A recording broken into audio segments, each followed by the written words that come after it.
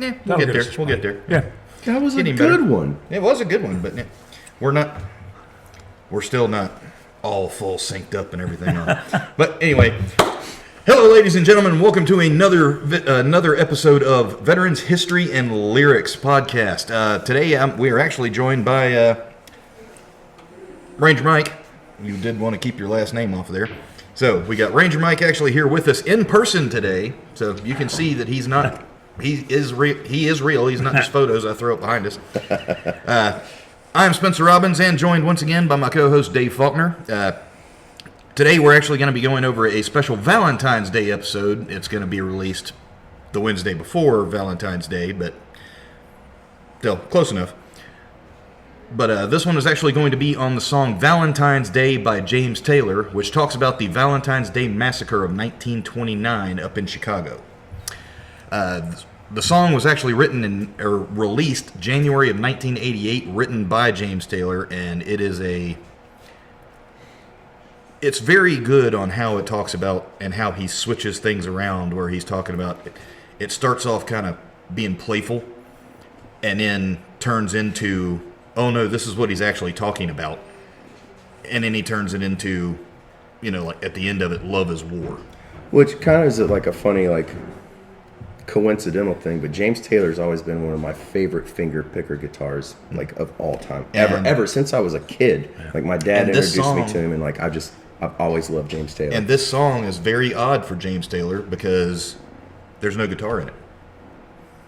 It's piano, violin, bass.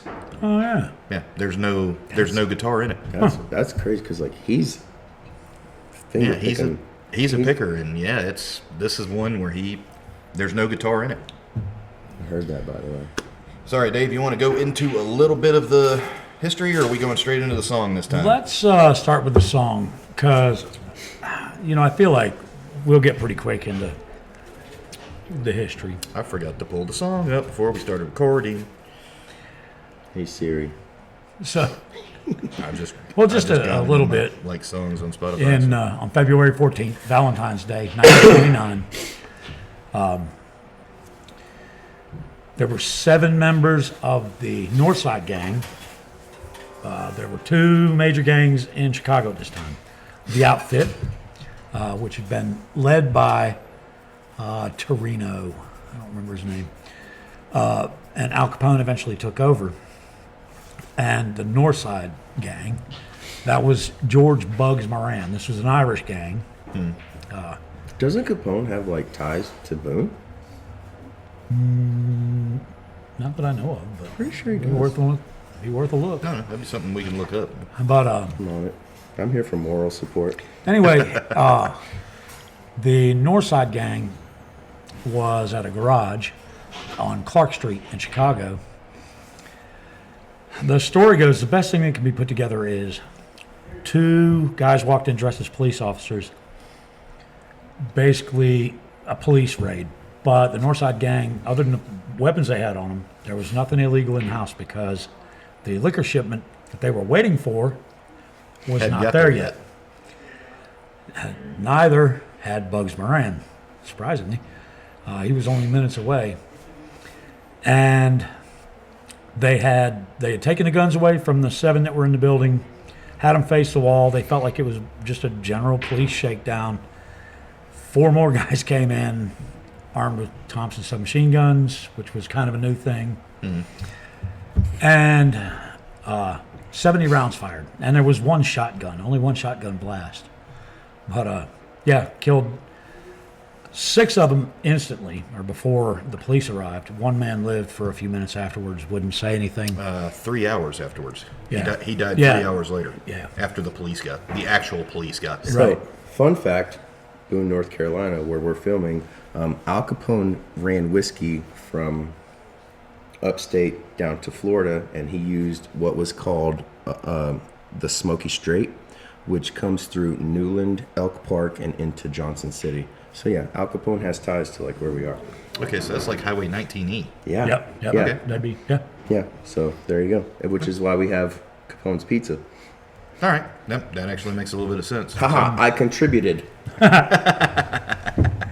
So anyway, let's see. Here's some of this song and see All right, how and, historically. yeah, once accurate again, it is. no guitar in this song, even though it's a James Taylor song. That's crazy to me. A little bit. It's all piano and Beneath the tide, the fishes glide, fin to fin and side to side. For fishy love has now begun. Fishy love, finny fun. Oh, that's definitely a different song for James Taylor. yes, That's like Yeah. a completely it different is. vibe.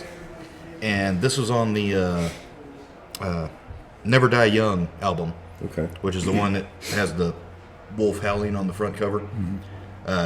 Also released in January 1988. But this was one of the.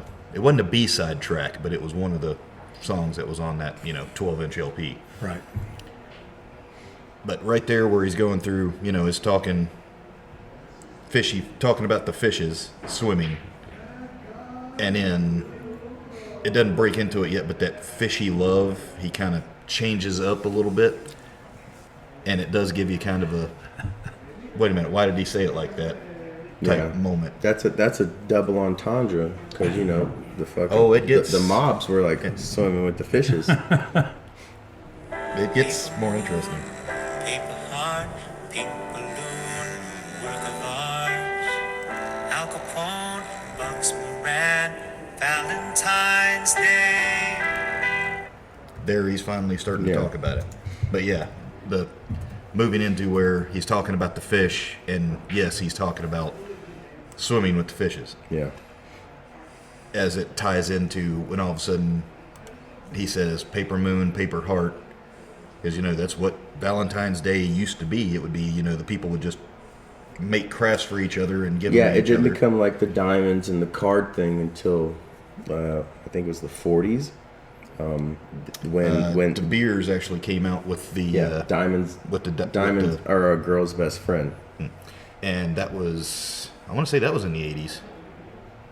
Yeah, they've changed their advertising campaign several times, and I still like.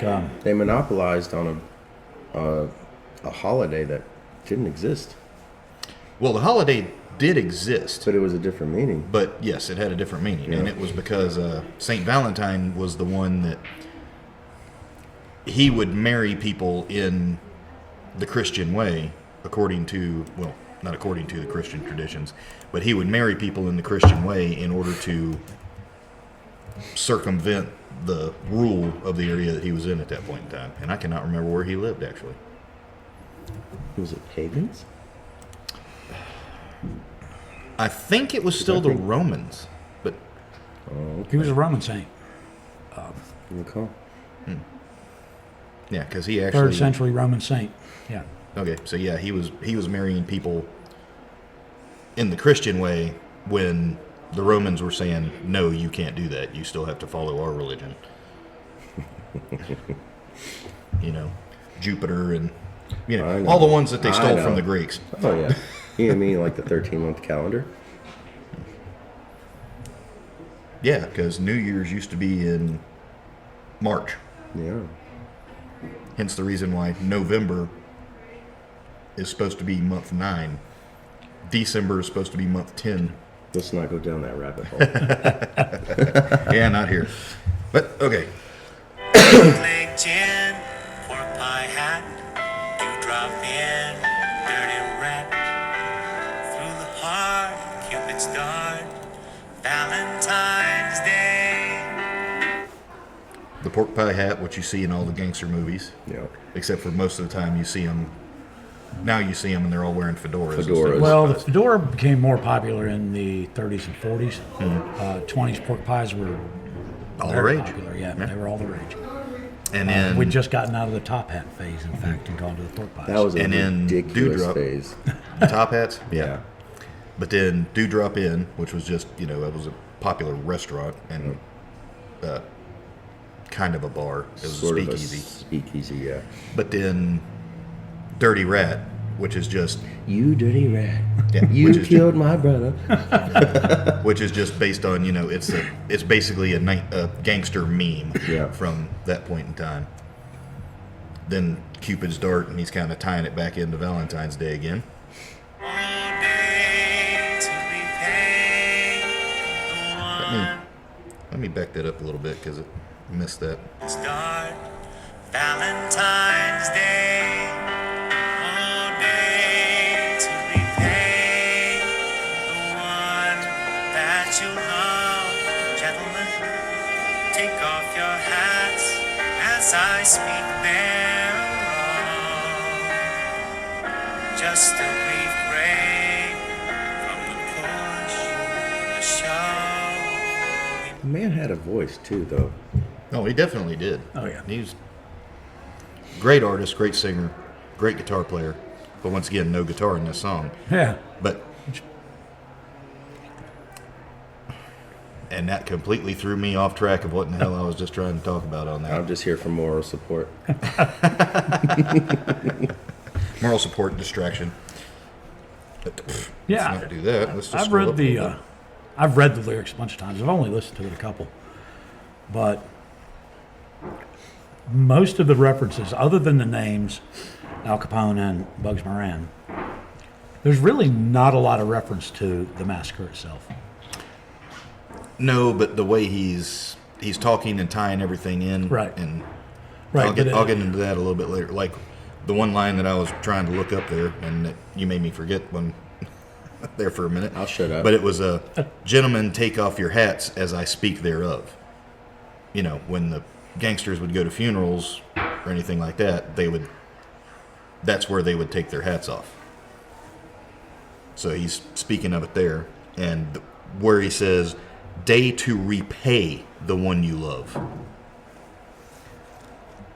which is kind of weird. I think that has more to do with our traditional understanding of Valentine's Day Yes. than any historical reference Because to he the massacre. he kind of compares it to, throughout the whole song, he kind of compares it to like love as a battle as well, which Yeah. you get into more in the end, Right. but tying it in. But then just a brief break from the push and shove, we may go a few rounds without boxing gloves. Back in the Great Depression, which is when this massacre happened, Fisticuffs. boxing was a very big thing. Oh, I mean, that was a very big sport back in the 20s and 30s. and a lot of it was done without gloves. Yeah, John L. it Sullivan. was bare knuckle boxing. Bare knuckle. John L. Sullivan went 100 some rounds in like 104-degree heat in one day in one match. Good Because lord! basically, Bro, I get The- tired the- of doing ground fighting for like 3 minutes. the match didn't end until somebody had to be carried out, and these two men went like 100 and something rounds. That's insane. Yeah, it was nuts. I just listened to it the other day. Then getting back into it,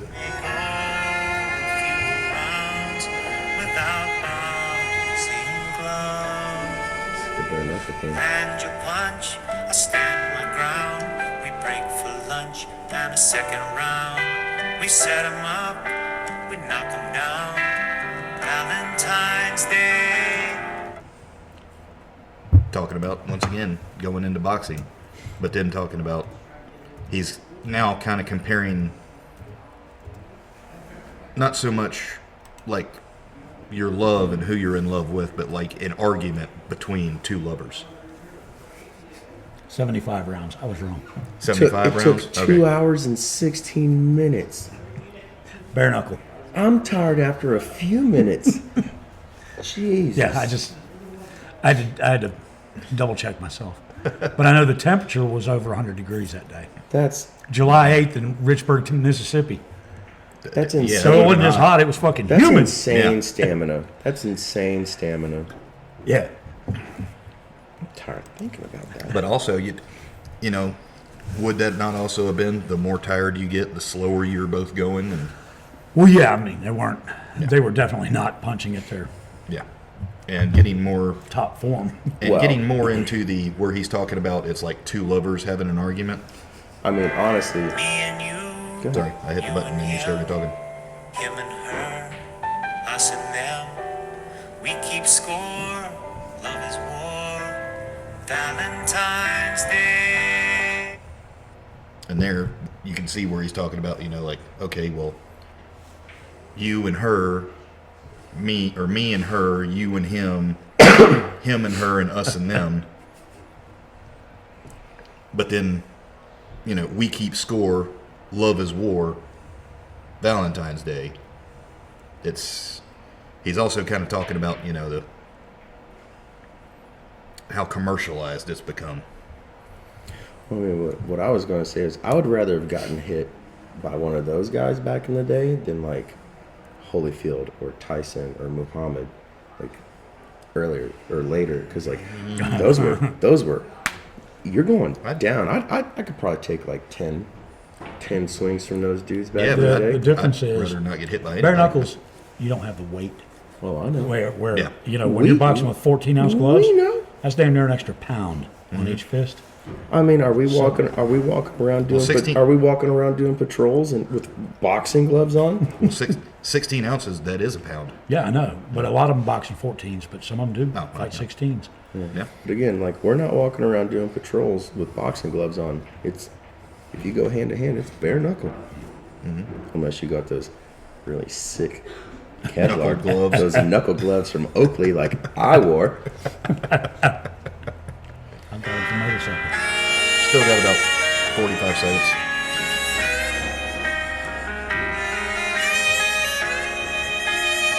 Fiddle in the boat, or fiddle in a bass. Such a different and- song for I him. lost my teeth, I lost my hair, I lost my mind. You don't care. Syphilis. Love is war, all is fair on Valentine's Day.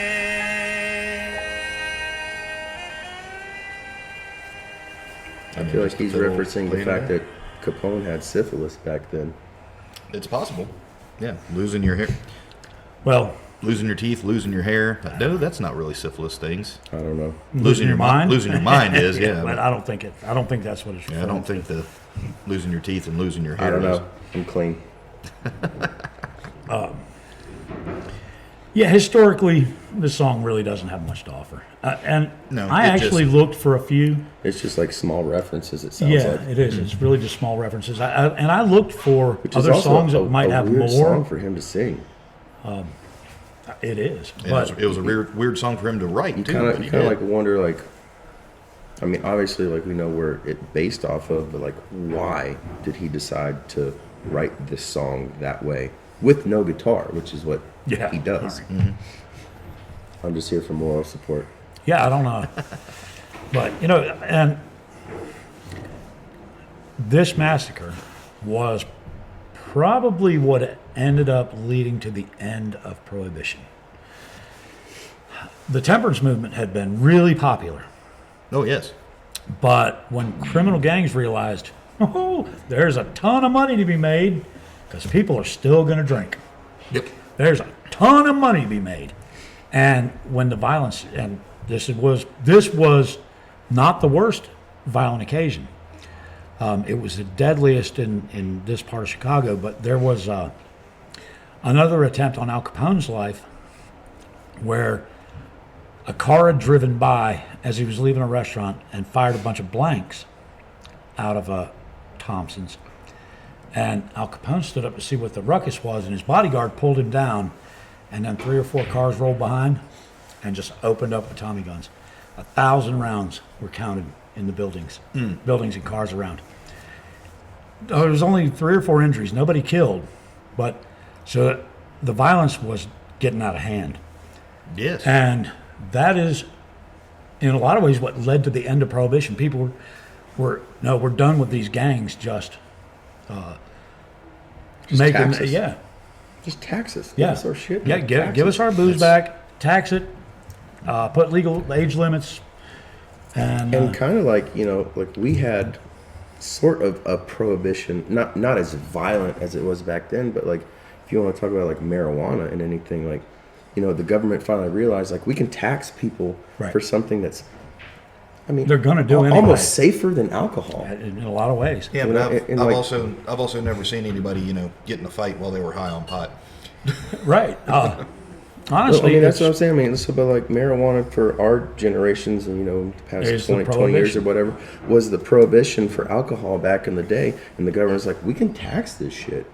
And, like when Canada like totally like federally like legalized it, I think it was in like 2-3 weeks, they paid off their national debt and they no longer owe any money to anybody because of the tax money that they got from legalizing marijuana in their country legally. states that have done it. Colorado, for instance, first to do it. Dude, Colorado's building schools, Yeah, hospitals, right. parks, Right. all on the tax money from their recreationally legal marijuana. Yeah, and Didn't mean to get into you that might- subject. You might not have been old enough to remember, but I definitely am.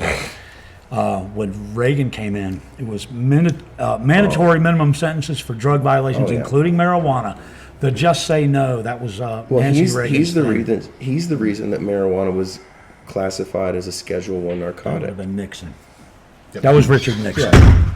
A Schedule 1 narcotic. Reagan was one of the ones that came out and first, you started using the term war on drugs. Yes. Yeah, that's Yeah. where that, yeah. But yeah, the like- war on drugs, mandatory minimum sentences, the just say no, Nancy Reagan's thing. That really reeked of the same prohibition. Tell people no, you can't have that. People are going, now that's I'm all going I to try want. it. Yeah, now I have to have it. Yeah. Yeah. And as it's loosening finally, I think we're going to see the change. Yeah, I think now there's we only did like not. We 5 didn't or see 6 states that don't have it medically or recreationally. now what and we just happen to be in one of them. what we never saw with marijuana. We did, however, with the crack cocaine epidemic, and that was kind of an epidemic. We did see the violence, the rise of the gangs, the Bloods and the Crips, and Oh yes, very much you so. know they were, and then methamphetamines was another one, and that's where you saw a lot of the motorcycle clubs involved in it, but gang violence is going to stem from when there's money to be made. People Pull are the going left side of to. your collar out. Yeah, when the government says no, there's always going to be somebody Right. that's like, yes, Yeah, and if I can make money at it, we're going hell to. yes. Oh yeah. Especially that one. Yeah. So, but this massacre was, this was pretty much the end. It made most people were like, oh, they're just gangsters killing each other. But this was so popular. It was so much in the media. People were like, no, that's not good. We can't have that. Yeah. And finally, we got around to the 23rd Amendment. 23rd? 21st, wasn't it? The I'm here for 18th morals. took it It was away. the 18th took it away, and the 21st brought it back. Maybe. I'm fairly certain that's what we It looked could it up be. as last time. It could be. I cannot keep the constitutional amendment straight after. Oh, here's something interesting for you. While you're looking that up, and I know I'm going to edit this out anyway. John, when I was talking to him earlier today, he was saying that he was watching TV the other night, and this documentary came on 21st. the Mary Celeste, and he was like, "Ooh, I know about this. I heard about this." It was the 21st. So it was the 18th. Yeah. The The 18th took it away, Okay. and then 21st 21st brought it back. So, and then later on, I find it absolutely hysterical that they changed the drinking age from 18 to 21. Yeah. Yeah. Yeah, you can go to war, but you can't buy booze. Yep, pretty much. Well, now, And I'm not. again, a I big grew up in a proponent of different that. time. When I grew up in Virginia, I could drink beer at 18. I had to be 21 to go to the liquor store, but I could buy beer at 18. And I got grandfathered in. They changed it to you could buy it to carry out at 21, but you could drink in a restaurant or bar at 18. Of course, I was grandfathered already 18. So I got grandfathered into that. I could still carry out. And then they changed it to 21 the year after that, and I could still carry out because I was grandfathered. So they finally raised the beer age completely to 21. My dad used in to my tell me lifetime. stories like my dad was born in '53, and he told me stories about their DUIs were not a thing. No. No, they were not. Like if you got with like a half empty case in the car, and like the cops like get home safe. Yeah. Like, and then he's like, and then I remember when like the DUI thing became a thing. He goes, but bro, we were 18 years old, like rolling around Arkansas like crazy. Yeah. Like I can't imagine a day where DUIs They didn't exist. They existed, but you had to to be yeah. like me the other night. Not that I drove, but like I was Can you send me that video? I was in my cups. No, no, I cannot. All right, you found another interesting thing about Al Capone. I got a few things to kind of wrap up. We all kind of know that it was a massacre. It was an unsolved crime. Tax evasion. Although Yeah, because the one guy that was still alive and was still Wouldn't say alive for anything. 3 hours, they looked at him and said, "Who shot you?" And he said, "Nobody shot me." yeah, Because- And he wouldn't talk. And then he died He snitches died get 3 hours later. stitches. Yeah, well, it wasn't going to matter. Yeah. Yeah, with that I'm guy. just But I'm just saying. The fact is, Al Capone was actually in Florida when this occurred. So he could never be officially tied to it. He was never charged with it. He was only charged with what, tax evasion? That's what he was finally criminally. He was criminally charged. Now he'd done time How they got for. Martha Stewart. He had done time like 9 months That failed. for illegal possession of a weapon in New York at one point. He'd done time, but nothing too long. But what he was finally convicted of, he was charged with 22 counts of tax evasion, was found guilty of 5. And Gotta wash that money better. he was convicted in 1931. And they he- finally got he him fought because they pinched his accountant for something. And his No, accountant, his accountant had made a public statement about how much he had earned, but he'd never paid income taxes. It was an admission that he had earned money, but with no admission of paying, no proof of paying taxes. So okay. and Well, them, Yeah, them I'm basing- auditors will get you. yeah, I'm that's basing mine off of the. so. He was what was the name convicted. of that movie? He was sentenced to 11 years. Stop. What was the name of that movie? Kevin Costner, Sean Connery. They were the revenuers. Unstoppables. No, The Untouchables. Untouchables. That's what it was. Yeah, and interesting little side fact I found. Al Capone had how many siblings? Capone's parents had 8 other children. One of them later changed his name to Richard Hart and became a prohibition agent. Isn't that fucked up? Al Capone, one of the biggest bootleggers and gangsters, his brother was a prohibition agent. Now he had several of his brothers worked with him in the. That damn revenuer, man. Yep. But What was it? T-Men, G-Men, the revenuers too. Yeah. Yeah, and so he was sentenced to 11 years. He was released after 8 due to health. I thought he died in prison. No, he was released. Died at home. Neurosyphilis. He was. They let him go. They say Hitler had that too. He also had a micropenis. Which, I don't. Well, no wonder he was pissed off all the time. yeah. But yeah, he died in 1947. Cardiac arrest after a stroke. And that was shortly after he was released from prison. I was about to say, I know he didn't live long after he No, got out no, of prison. no. but- He was released because he was in such bad health. And that was from Alcatraz. Yep. That's one we need to get into also. Yeah, we'll get there at some point. That's a good story. Yep. We just So gotta this come is up with the songs. I'm sure there's a few. I feel certain there are. So public enemy number one, Al Capone, not charged, not found guilty. We're pretty damn sure he was behind Yeah, the St. Prove it. Valentines Day Massacre. Can't Prove prove it. it. that's the thing. Couldn't do it Can't prove then, can't do it now. But I'm going to say, yeah, probably behind it. There is a story of him. In the words of Johnny Depp, that's hearsay. There's a story of him having a meeting with some other gangsters in a restaurant, in the back room of a restaurant. And again, nothing was ever proven, but there were several people who told this story. He had his men like grab and hold and tie these guys into their chairs and then beat them to all 3 or 4 of them to death with a baseball bat. Al Capone did that himself.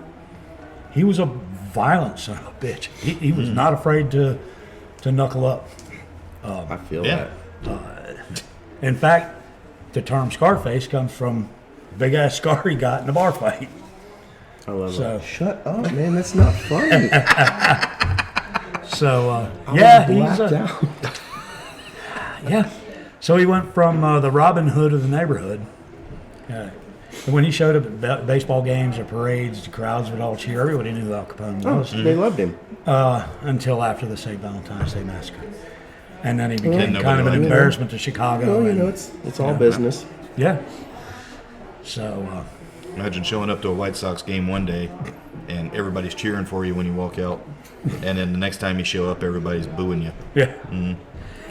So yeah, I've never been that good at it baseball. was it was a different time. The early 1920s. I mean, early 1900s, before 1940.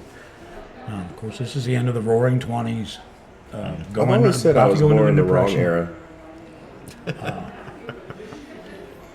Just because you want to be out there and be in the bare knuckle boxing world. But of course, No, I'd have rather been in like the 1700s, bro. Yeah. not me. I mean, I like antibiotics. Yeah. All right, Yeah, Dave. so- So, only a couple of things left to do on this one, I think. Unless you got some more interesting. No, tidbits. that's pretty much. I mean, we know kind of what happened, and there's more movies about it, obviously, than there are songs. I actually expected to find more songs Oh, so did I. about the massacre, but there really aren't any good songs about the massacre. You know, like the Mary Celeste, which was, again, that was masterclass. Yes. That was definitely a masterclass in reading. This one, I'm gonna give this a 1, but it's not meant to be a historical song, so I don't feel too bad about that. I mean, True. it mentions something about it's more about Valentine's Day as a whole. It just brings in a little bit of the massacre into it. Yeah. It's more about Valentine's Day as a whole as a lover's holiday, and How commercialized you know, it's become. And it's no hard knock on the song. It's just not a historical song. yeah. And I'll agree with that. But yeah, great Okay. song. We got a 1 on this one. We actually got Mike to sit back in with us Yes, on we this one did, again. and we're going to try to do this more and more.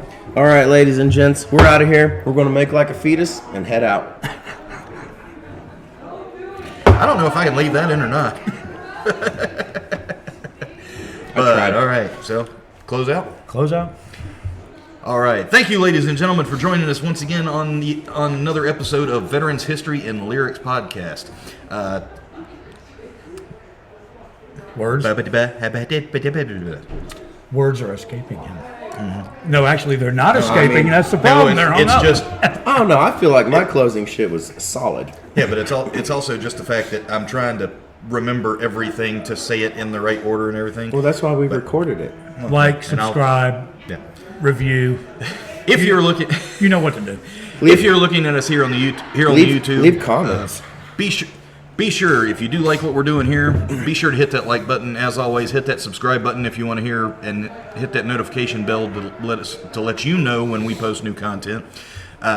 If you are listening to us on one of the podcasting services, please leave a rating and a review in order and by all means, tell people about us. The best way we can get out and around is by word of mouth through people just telling everybody else about what we're doing here. Interesting little sidebar. Found out my daughter's a history geek.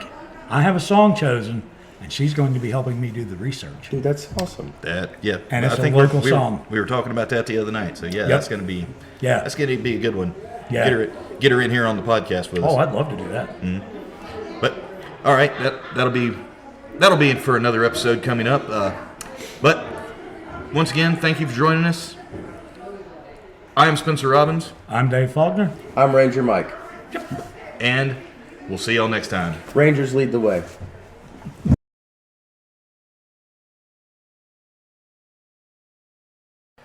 Hello, Internet. Sorry, it's my first time.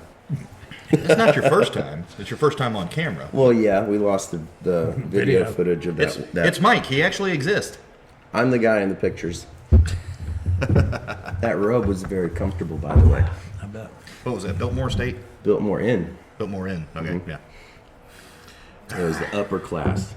Because, like, there's the Biltmore Hotel for, like, family and the poors. Mm-hmm. And then there's the Biltmore Inn where, like, It's the higher end. Yeah. So I knew I was in the wrong place when I was sitting at the bar one night. And I was the only person in there. Hundreds of people, like, in and out of that place all the time. I was the only person in there in a sweatshirt and wearing a ball cap. Everybody else was wearing, like, suits, like vests, cardigans. I'm just sitting there in a fucking grunt style hoodie and a ball cap. Maybe a little out of place, huh? But yeah, here we go. Yeah, it wouldn't be the first time. All right, now let's go ahead and on 3, 2, 1. Are you both leaving me? Am I supposed to? I'm gonna go grab another beer. So I'll be right back. Can we- Dave probably had to pee. Do we have to pause this? You don't want to. I leave it running and then I edit it. You don't want to leave me alone. Hello, Internet. Oh, I wish we had like a live stream where like people could ask us questions. I gotta edit everything. So. I'm gonna give you something to edit. Dave did the other day. What do you do? I walked out here because they called me out here for something, and then I came back in, and I came walking back in, and then Dave had to get up and pee, but he was laughing when I came back in. What'd he say? And it's in the episode. It's in the last episode where he just. I got up and walked off. I'm going to grab another beer. Hello, ladies and gentlemen. Dave, you need one? My name's Ranger Mike. And, Yes. and I am here to fuck shit up. Well, we'll edit that out. Okay, well, I'm gonna pee then. That's what I just did. I was like, all right, I'm not waiting anymore. I'll wet my pants. Damn. I was like, hello, Internet. We'll leave it up to him to edit. Hey, that's on him, not us. Should I still just, like, for the first couple of minents, Put just the picture up. put the picture up? It'd be funny if you could make it do like the South Park thing where. Oh, I can. Okay. Yeah. I just haven't. I had to slam my corn on the table and piss Jerry Parker off. Yeah, he hates that shit. I know he does. That's why I did it. Cut that out. Cut what out? You know.